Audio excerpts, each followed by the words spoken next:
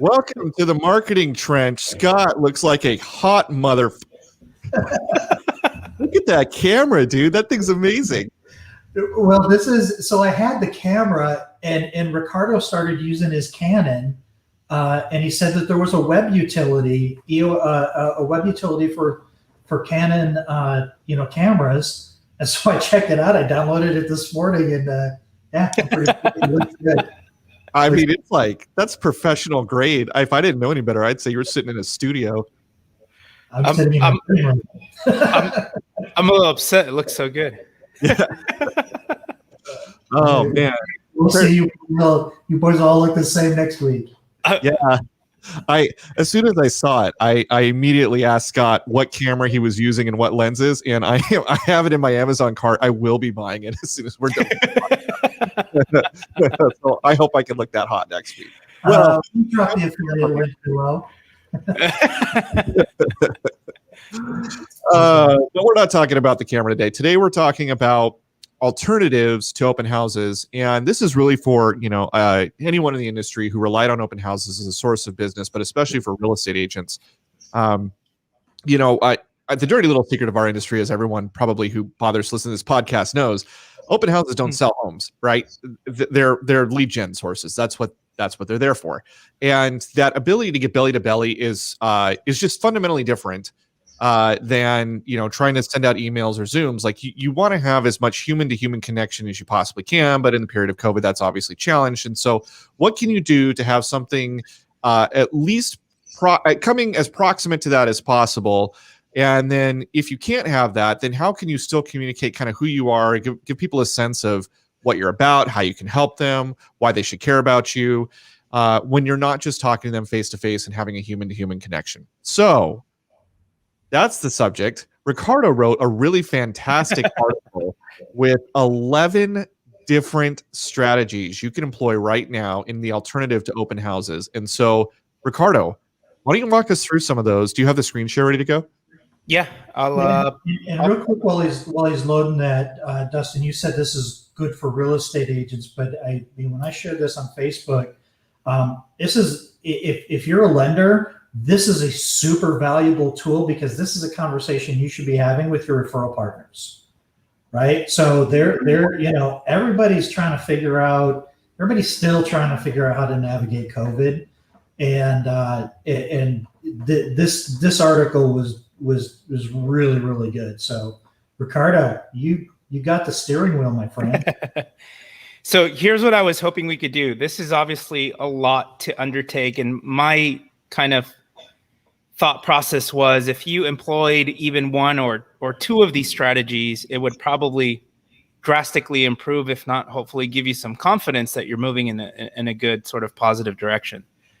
What I'll try to do is put some context to this. So here's how much money it would cost to implement this strategy. Here's the tools you would need. And then you guys can tell me whether or not that sounds realistic, plausible, et cetera, et cetera. Okay. Basically critique the strategy. The first one I went with was kind of the obvious one. I've seen a lot more Matterports. So a lot more Matterports, 3D virtual tours, just a big investment in the production quality of how you present your listings online. So the obvious choice for me was shooting high quality video, but also doing more like local community videos, because you're not just buying the home, you're buying the community. Videos are great for marketing at the top of the funnel. So I know a few realtors that are selling certain developments, like new model homes in Irvine. This is actually a really great about video, so a profile video. Lindsay Gridley, she sells in a community called Willow Glen.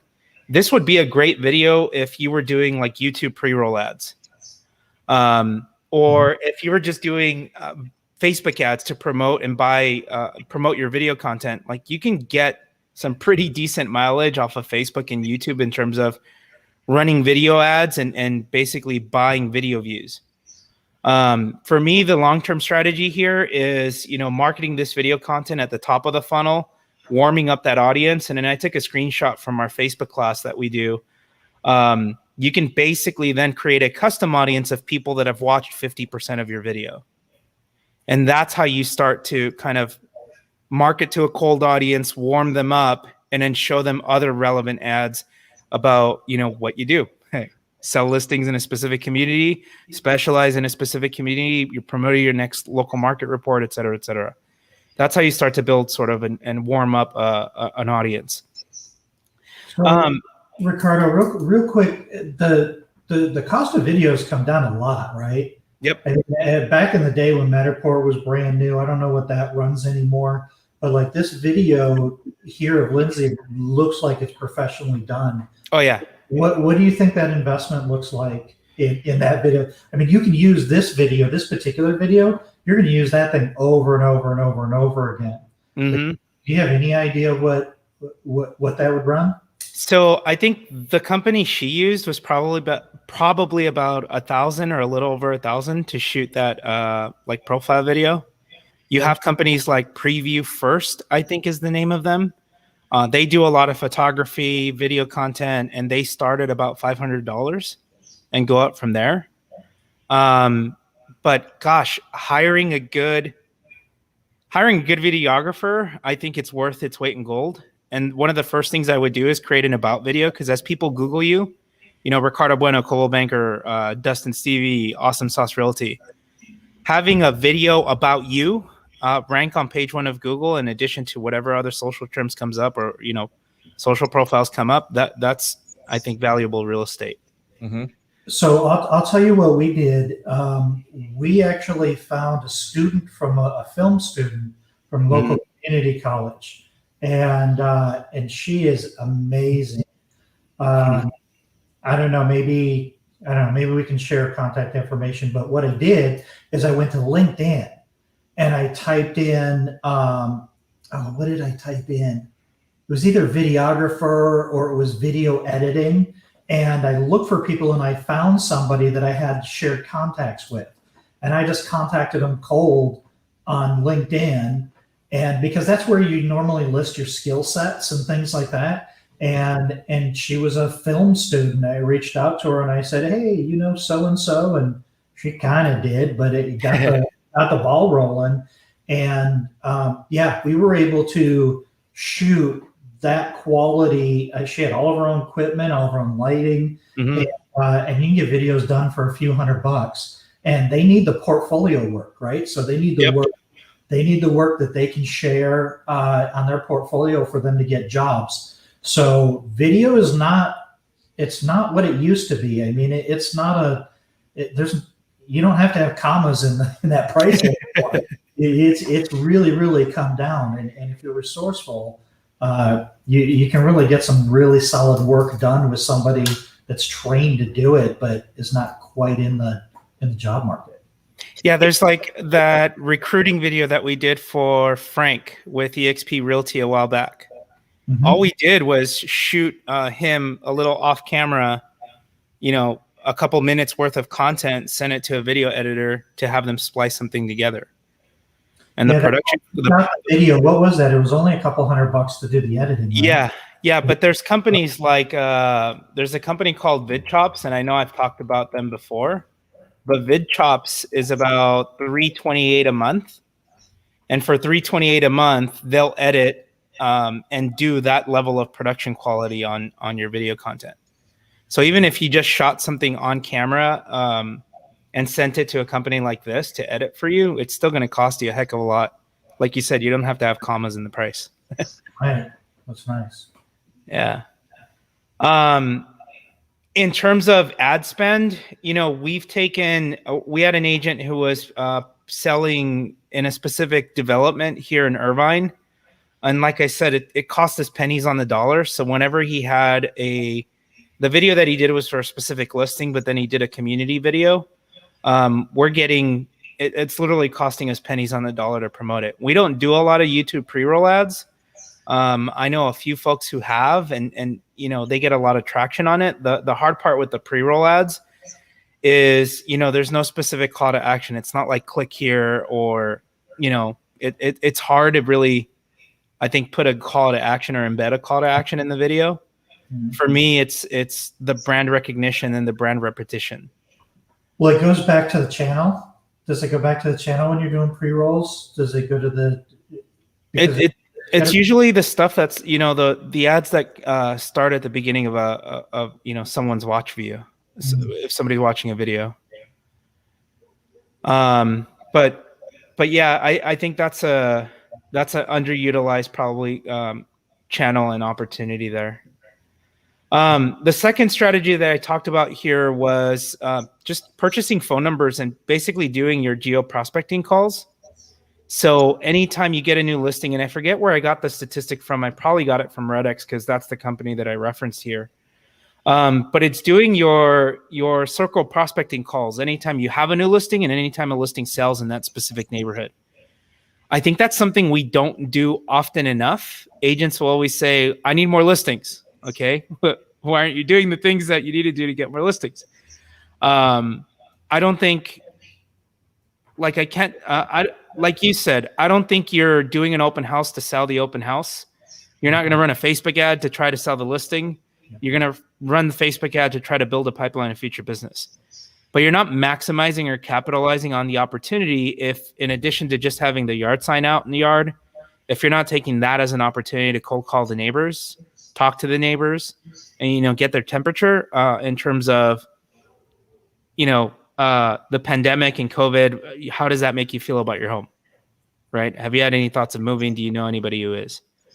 You can contact your title company and get data from title. My experience is that you have somewhat of a low capture rate. You're still only paying, about 12 cents for phone numbers and emails, and you only pay for what you capture. But if you have a farm of 100 and a capture rate of 10 or 20%, that's not very many phone numbers and emails. So the other data source that I like is this company, Redex, and then they have a bunch of really great scripts. I don't know where it is, but here. So real estate lead scripts. What's great about Redex is that for about $49 per month, you get about 2,000 leads per month. And so you can pull up a specific neighborhood, a specific address, and it'll pull up all of the next seller leads or the leads that are most likely to sell within, whatever period of time around that listing, around your listing. And then they have a bunch of scripts that they've already pre-written for you. So this is a good sort of guide and guidebook. They put out a ton of content. They have scripts for cold calling, a listing just sold in the neighborhood, et cetera, et cetera. Anyway, you can also segment the data that you collect and say, show me homeowners who have only lived there for 3 or 5 years. Because why would you, cold call somebody that just moved into the neighborhood? People that have lived there for 3 or 5 years might have a higher propensity to, upgrade their investment. They're tired of using the closet as their meeting room while doing Zooms and working from home. So you can segment the data in a ton of different ways. And then they have a feature called Market Insights where you pull up an individual lead profile. You can click on the Market Insights tab, and the Market Insights tab will give you a lot more insight into their equity position, what the current value of their home is, what the interest rate is on their first mortgage or their second mortgage, so on and so forth. This way, when you're going through and calling your data or calling through that list, you're armed with a little more market intelligence in terms of who you're talking to and where they currently are in the position of that home. So to me, it just makes you more efficient so that you're not wasting time, like I said, powering through. Like maybe you're talking to somebody and it's a non-owner occupied property. You're talking to the person who rents it. Like you have no way of knowing that, right? And so, like I said, Redex is only $49 a month. Well worth the investment if you're willing to do the work and make it a part of your daily and weekly call cadence. I had an agent who her first year in the business was doing cold calls Monday through Thursday every day from 8 to 12, or she would keep dialing. Her goal was, I need to schedule at least 2 listing appointments per day. She didn't always get 2 listing appointments per day. Like some weeks she had 4 listing appointments and 6 buyers consults, but she would keep calling until she had at least 2 appointments per day. She closed 24 transactions her first year in the business and about 38 her second year in the business.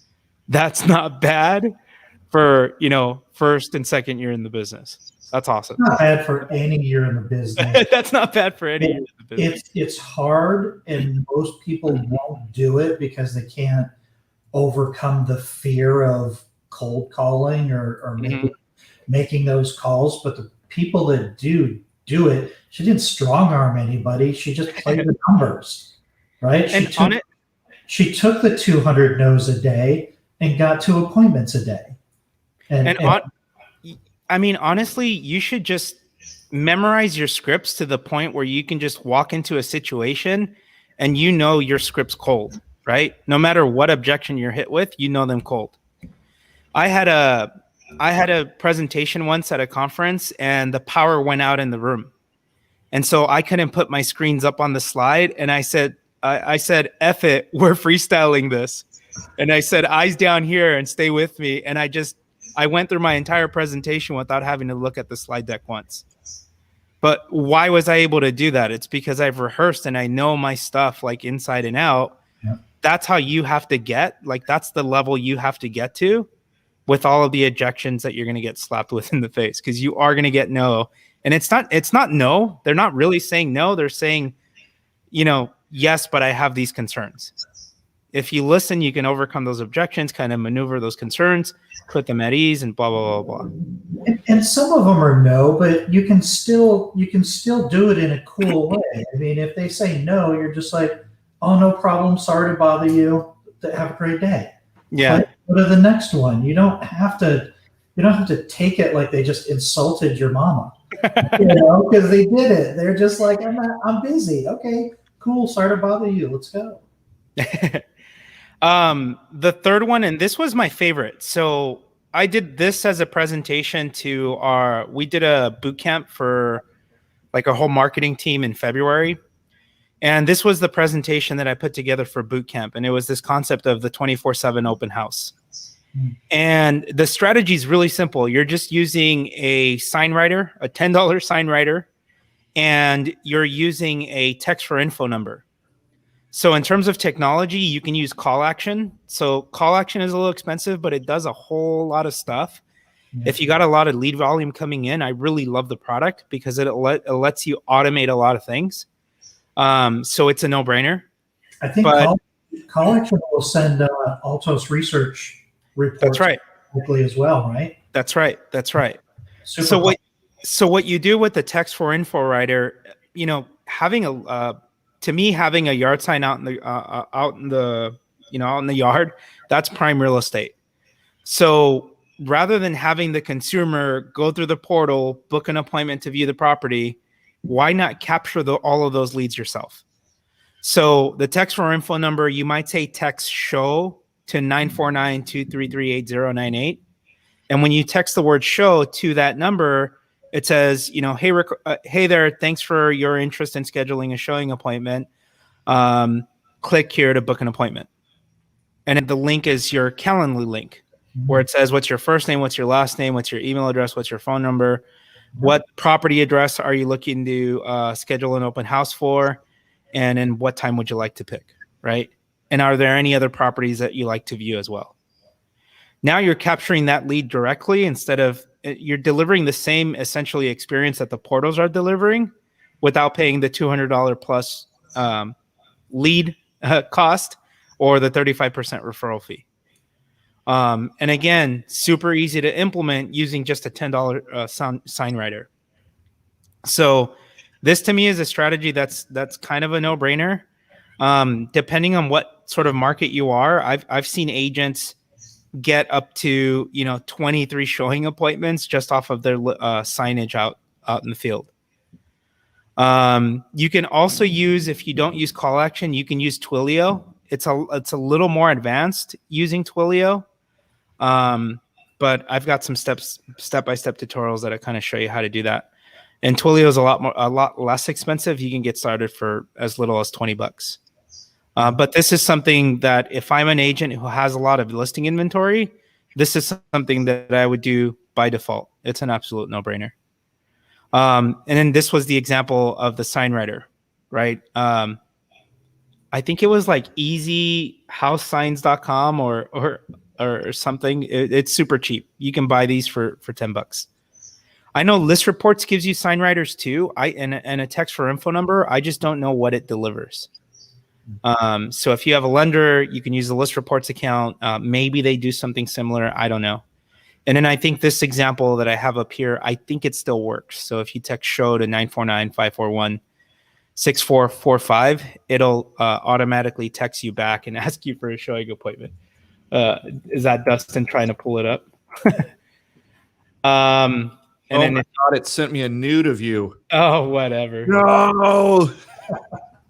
So actually, I do have it in a presentation here. What? This That's awesome. So here's what it'll deliver. It'll say, hi there, thanks for requesting a showing. Click here to instantly book a date and time. And then there's your Calendly link. And then it says open house tour every day. Select the next available date and time for an open house tour of this home. Our team will contact you shortly to confirm your property showing request. And then the next slide, enter your name, email, phone number, the address you want to tour, and then list the address of any other homes that you want to tour as well. And then, that's basically the experience. At the moment they text that number on the screen, it'll deliver this text message and then walk them through Calendly to book the appointment. That's awesome. This isn't a new technology, but it's what's old is new again. Right? Oh yeah. Yeah. This one we've done a lot of, so we've probably talked about this one enough, but it's if you want to run it. So I have some agents who work for EXP or whatever other brokerage. Part of their value prop is I want to feed my agents leads. So we still think that Facebook lead ads are a great way to sort of grow your business. This was the latest ad that we ran for one of our agents in Tustin who sells Eichler homes. So we ran this one for a $200 ad spend over 10 days and got 77 leads at $2.60 per lead. If you're going to run ads and continue to run ads, I think we talked about it in a later episode. Like if you're not getting the results that you want, what I would look at is what's your follow-up process, and start with your follow-up process first. You have to build an effective follow-up process and strategy if you're going to expect to get any sort of return on your investment. Otherwise, you're kind of just throwing money out the window. I still think Facebook is interruption marketing, whereas Google ads, those are people that are a lot further along in their buying journey. So those leads are naturally going to cost you a lot more. But if you nurture them over the long term, not just, I called them, the lead wasn't any good. Then I think you'll have a greater chance of success. Well, what I would also maybe contribute to that to the Facebook one is inventory is so low right now that if you can put buyers on a list and just say, hey, let me know what your criteria is. I think they're more willing now, especially if they've been looking for a while for a house and made a bunch of offers. I think they're more willing than ever before to kind of use you as sort of a concierge service. Let me know what you're looking for. I'll keep an eye on it, and I'll let you know as soon as something comes on the market, so you can be first in market. And I have both on and off market opportunities, right? So if you're at the office meeting on Monday morning and people are saying, yeah, this home we're getting ready to list this home on Monday, then you've got this database of consumers that raised their hand and said, I'm a buyer, right? So, and again, that's your follow-up. That's your value proposition. That's why would they give you their information? And it's because it's a jungle out there. And I'm here. Yeah. I think one of my agents, like everyone, he wanted to focus on listings, and I think his broker told him, hey, listings are great, but we all got to start somewhere. Work with buyers, and buyers will eventually convert into sellers. But work with your buyers. I think he's closed 6 buyers, and it's barely February. He's closed like 6 transactions already in January. One of his buyers, he primarily sells in downtown LA, but one of his buyers is looking to buy out here in Orange County. So they were previewing property yesterday. This is a $6 million buyer. Wow. So not all buyers are bad. It's just, I guess what I'm saying is like treat everybody like they're your single biggest and single best client. Like Josh said in our last podcast, your goal should be to deliver such exceptional customer service that one person, that one buyer refers at least one customer in the next 12 months. If you can get each person you transact with to refer one person throughout the course of the year, the marketing essentially takes care of itself. And Ricardo, do you know is there like a published statistic?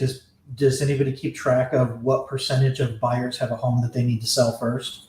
No, but I thought we talked about, or I forget where I got the stat from, but 10 to 12% of all buyers are people who that might need to sell in order to buy. That's really good. Yeah.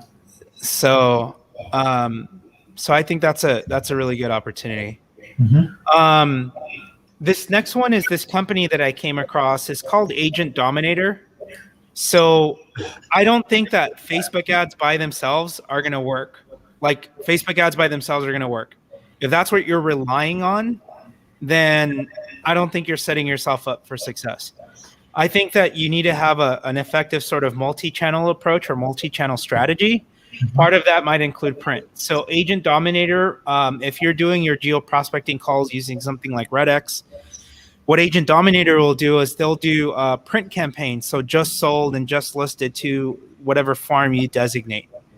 And they have different pricing plans. But my point with this example was that on all of your flyers that you're sending, you should have an effective call to action. And one of those call to actions could be get your instant home value now, visit ricardoshomevalues.com. Right? That should be your call to action on every single piece of print collateral that you leave behind, and then you can dump that person into Homebot. Buying the domain is going to cost you nothing. It's going to cost you $10 for the year to own that domain. And so that's what I would do. Purchase something like ricardoshomevalues.com and redirect it to Homebot or whatever your What's My Home Worth landing page is. And Google GoDaddy codes, and most likely you're going to get it for 99 cents for the first year. Yeah. Yeah. It's ridiculously cheap, and I think their pricing plans start out at like $300 and $400 or something. The next one is we've talked about this one a lot. This has easily been the next one is Homebot. So they've easily been my favorite tool because it's low cost, high return. Mm-hmm. I think we were talking about, for every 100 people that you put into your database, that should surface about 2 listing opportunities. And then we've written Dustin wrote a really great follow-up script for the people that you have in your Homebot database. The name of the game there just becomes growing that database, right? Once you get your database into Homebot, don't worry about the home value. If you're concerned about whether the value is accurate or not, you're kind of missing the point. You're missing the point altogether. Yeah. To me, the accuracy of the value doesn't matter. It's the fact that you're delivering an item value that the homeowner cares about, and you're just continuously following up with that homeowner on what their equity position is and what opportunities they may be missing out in the marketplace. And the thing with Homebot is really the most powerful part of Homebot. And if you scroll back up, it shows that equity trend line, and that equity trend line is super powerful. That's where we see most of the activity. Is they're like, oh, hey, my equity has gone up, or hey, my equity is starting to dip down. Is that true? So the equity trends are just based off of MLS, CoreLogic, Black Knight data. So it's trends for the area. And you have the ability when the consumer says, and the new call to action is really good. What are they asking you to do to verify your value? Yeah, verify your home value not verified yet. Click here to verify your house value. So if you're a realtor, it's a CMA. You put in their current value, and now your trend is going to be accurate moving forward. So if equity values in that area, or if equity in that area goes up 9%, it's going to increase their value by 9%. And it's going to be much, much more accurate moving forward. But it really is a make that one-time adjustment, and then you should feel pretty confident moving forward that you're delivering relatively accurate information to your past clients. Yeah. And then one of the things that, again, I keep going back to Josh, because it's one of the things he said in the podcast that, the thing that works for you guys was, just cold call through your past client database, or cold call through your SOI. Call your SOI, not cold call, but if you go through 2 letters of the alphabet every week, here are some of the scripts and conversations you could be having. Hey, Scott, your home has appreciated somewhere between 8 and 12% since you bought it. I'm just curious, what are your plans for the house in the next 2 to 3 years? Prices are continuing to go up. I'm just curious, at what price would you consider selling your home? And then if I could help you get the highest, most ridiculous offer for your house, would you put it on the market? It's again, these questions are kind of designed to get their temperature, right? Yeah. And I would also use that lack of inventory as a sales tool. I have a whole list of buyers that would buy your house for probably a price that you would accept right now. Yep. So, sorry to bother you, but we've got to get creative because there's a lot of people who want to take advantage of the low interest rates, which, by the way, these super low interest rates allow somebody, especially, and we talked about this a couple weeks ago, I think, there's a lot of people moving from one state to another right now, and you can go to a new state or to a new area, take that equity, get a crazy low rate, and your purchasing power is accelerated in a different market potentially. I think there's a lot more listing opportunities out there than what I think people think, but you got to work for them a little bit harder. But there's plenty of reasons to have these conversations with your past clients right now. There's a good opportunity for homeowners that have kind of been thinking, hey, I don't like what's going on in my state. I don't like what's going on here. We could buy a home free and clear in the next state over and have $250,000 in the bank. It's a very real possibility moving from California to anywhere. So the next one is, people are thinking about these scenarios in their head. I think we, as the real estate professional, need to be a little more intentional or a little more creative and direct about how we position ourselves or the offer. So if I was an agent and I had a bunch of data in Homebot, I'm not just going to sit on that data and say, oh, well, this product sucks. It hasn't done anything for me.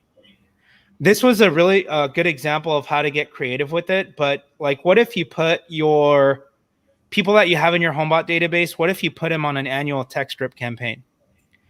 And, towards the end of the year, you send this 2-part text strip. Hey, good morning, Scott. A few quick things. Did you see my most recent home value report? We just helped a client sell their home after they got into some financial trouble due to unemployment and the pandemic. We helped them save their credit, downsize into a smaller home, and net over $87,000. Do you know anyone that may be in a similar situation that we can help? We could share the home value report so they could see how much they would make selling their home. Let me know. Have a great day.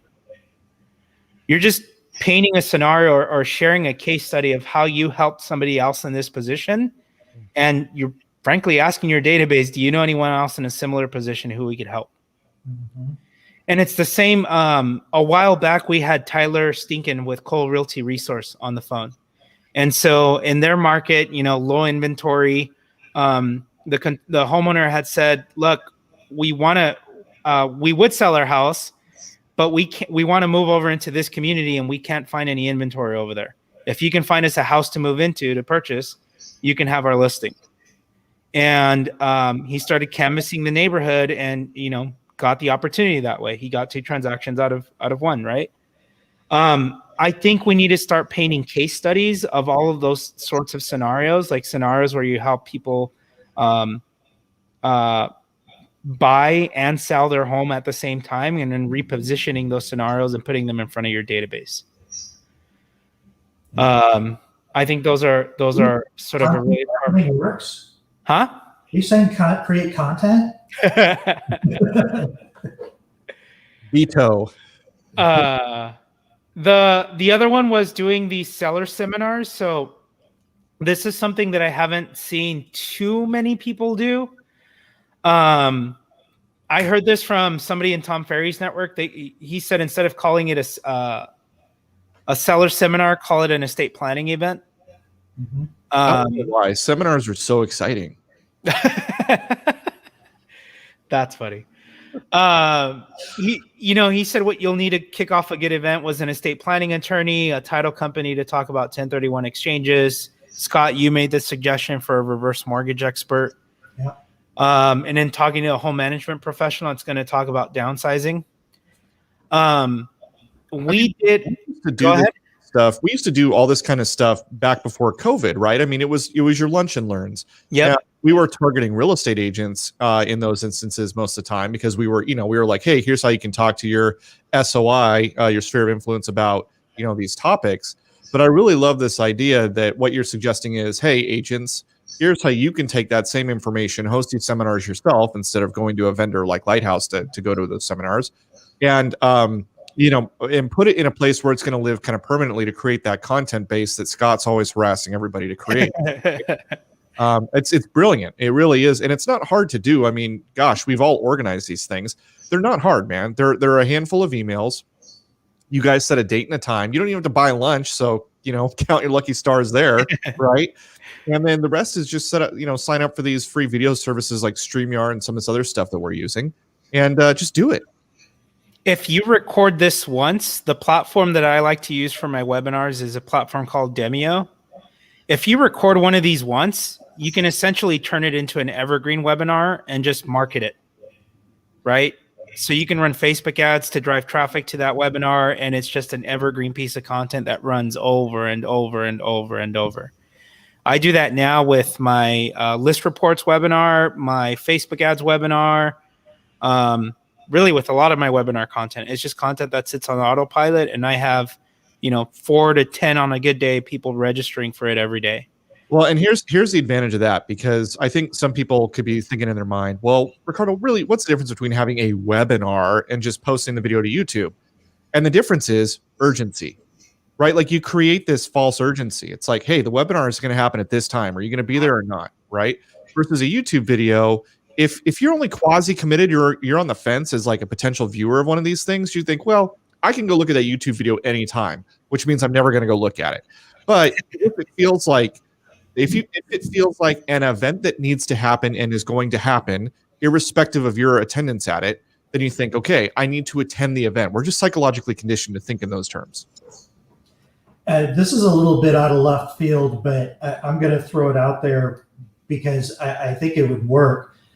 If you're targeting a relatively small, like you're targeting your community or your local farm, there's no reason why you couldn't make it a virtual lunch and learn. Charge $25 to attend the thing, and then send them Uber Eats or send them a Starbucks gift card or a $10 gift card so that they can buy the food. If you get 10 people to show up and you spend $10-15 a piece to have them ship them lunch while they're doing this, you'd probably have to think that out, but that's an interesting and creative way to really build this up and make it seem like it's a lot more value. And you would pay to come to this if COVID wasn't here. So here's the next best thing. Yeah, actually, Ricardo, that's a good question. That's a good point that Scott's bringing up. The idea of paying for it, because it adds value, right? Like free webinars are interesting, but they feel more skippable than the one you paid to be at. So do you charge for your webinars that are just on a recurring platform like this? I don't.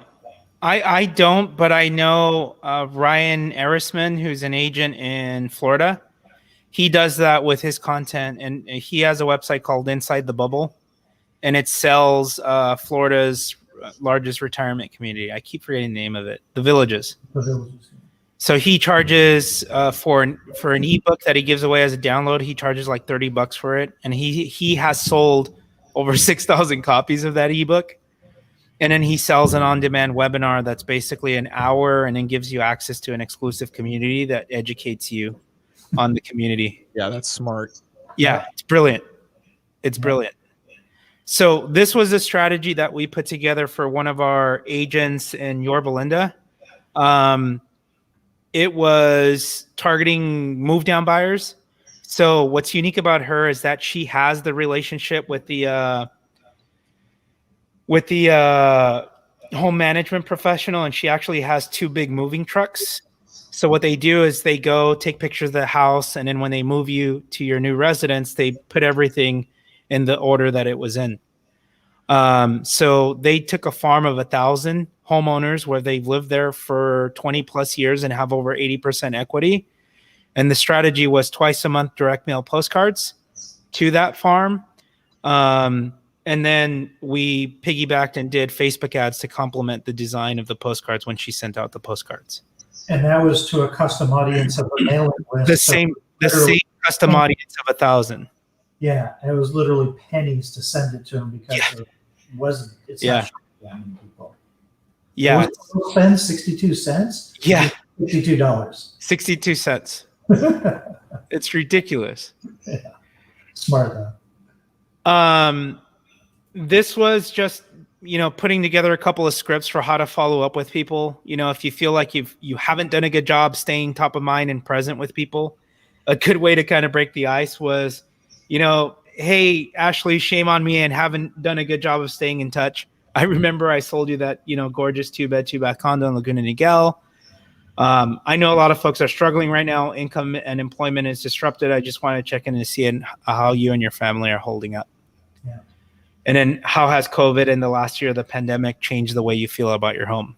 Any thoughts of trading up? Any thoughts of, trading down? Did you take advantage of interest rates while they were low, et cetera, et cetera? Building an addition, building a unit in the back for you to get away from kids.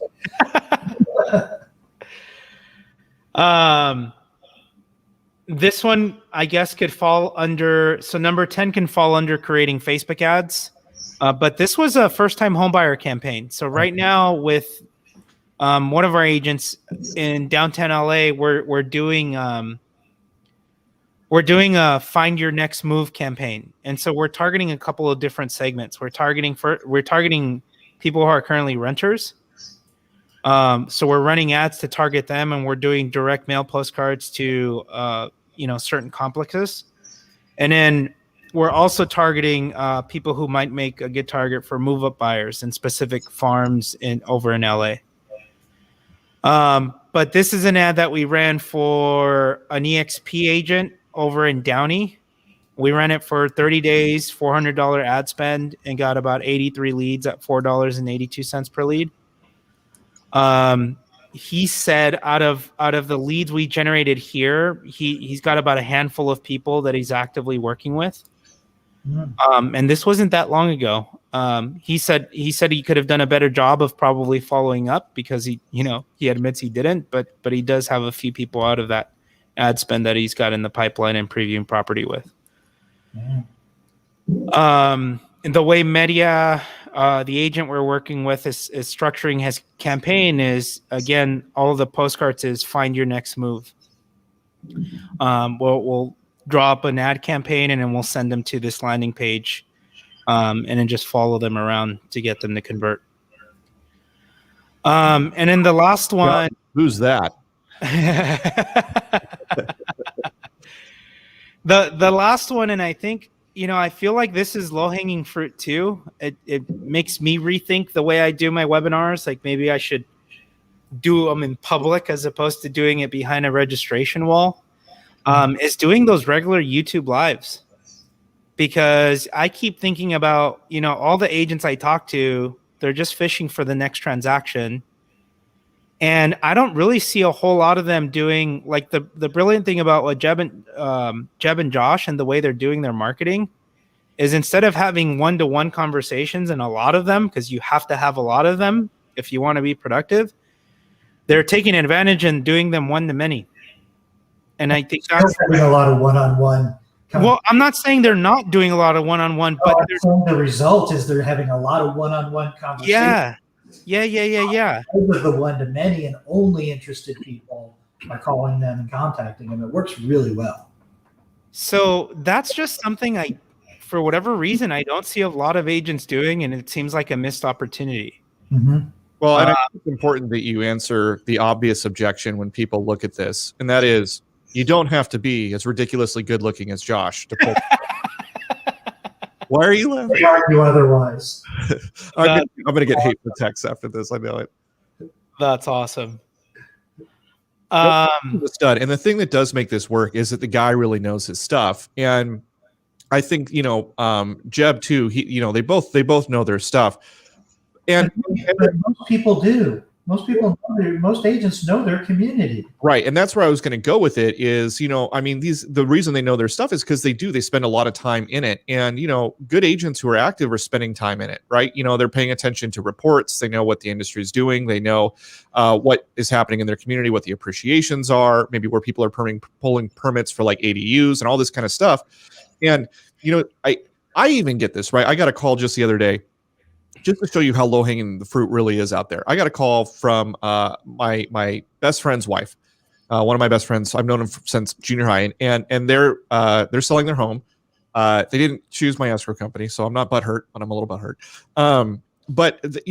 She was all upset, and she said, "Hey, I thought I was going to be paying X in fees, and I'm looking at my closing statement. I don't really know what I'm looking at. Can you walk me through the closing statement?" And so I did, And the closing statement to me is, pretty straightforward because I'm in escrow. But I was made aware of just how confusing it is to the average consumer just by virtue of her questions. And I thought, man, I really should have a YouTube video about this, right? And I bet, Scott, you've said this so many times. Make YouTube videos about the stuff that you get in your inbox and you're firing off emails to every day.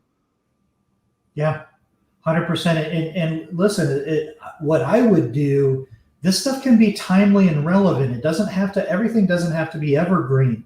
Right now, especially when you've got COVID going on, you should be doing a small business spotlight. Which businesses in the community are still open? What restaurants are still open?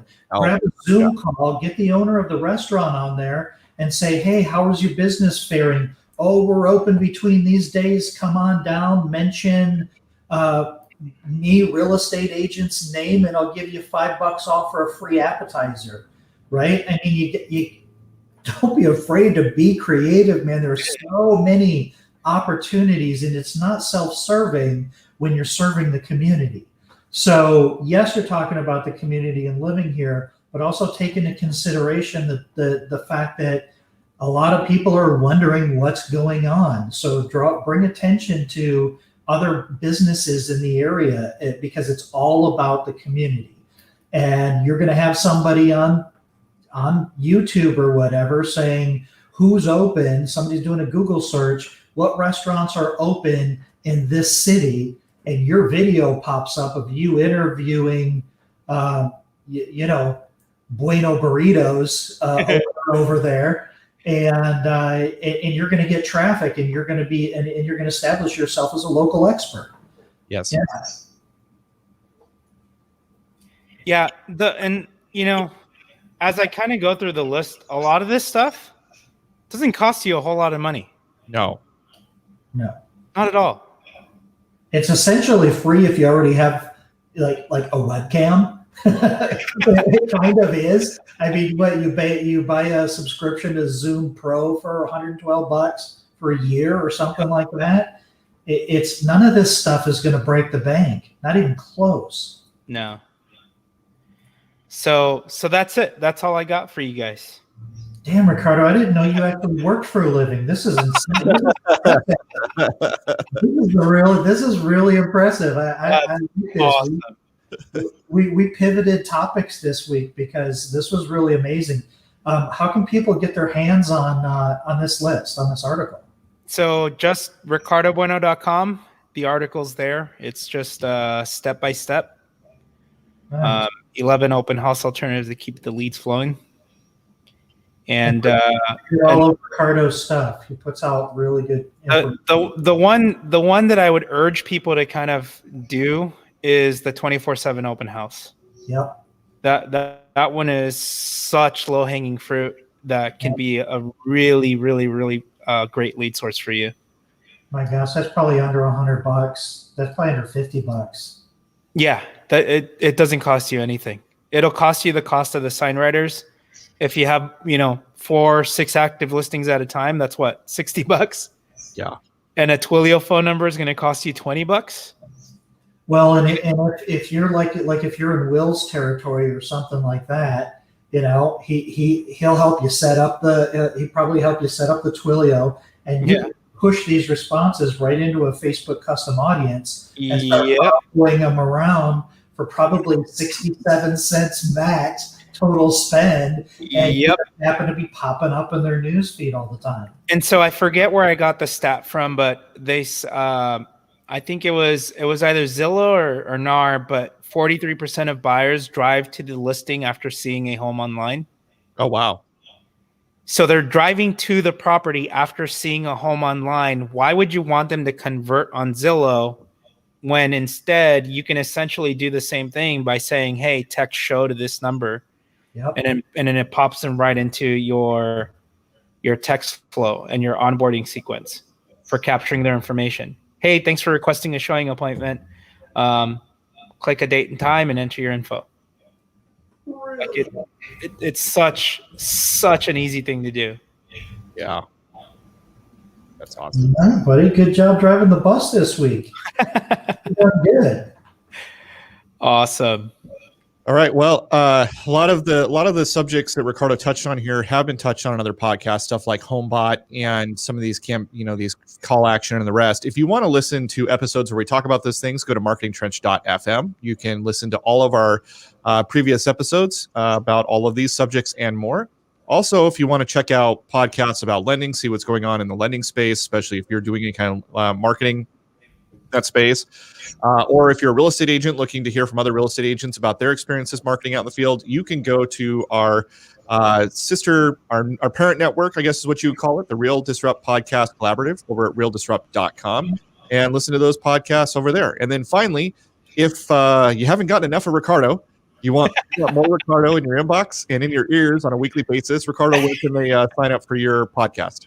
Just go to ricardobueno.com.